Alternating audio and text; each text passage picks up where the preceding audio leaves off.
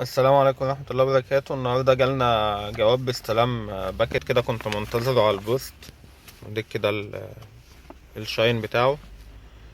تعالوا كده بقى معايا اوريكم بنستلمه ازاي. شوفوا حاجة حلوة يعني ان شاء الله. هنا ده كده البوست من بره، ده المبنى. انت دي كده بتستلم بيها كل حاجة. ده الباب، مش عايز يفتح، لازم انا افتح بالكابل او لو في حد طالع.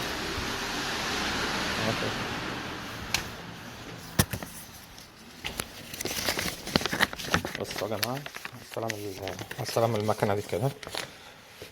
خش هنا، خش ده. هنا المفروض اعمل سكان لدي،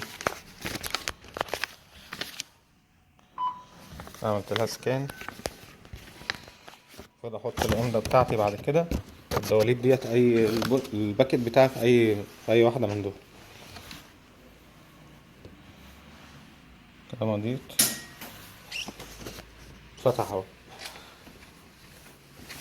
ولا بقى موظف يقرفك ويقول لك استناني مش عارف فين، وتقفل الباب تاني كده وراك، عشان ده بكره بتاع البوست. ده كده ملوش لازمه، حط في باسكت الزباله.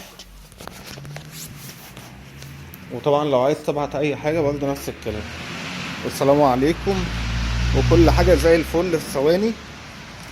ولا بقى حد يقول لك مش عارف ايه. خدت الباكت بتاعك، وخدمه سهوله ويسر ليك بالنسبه لك يعني.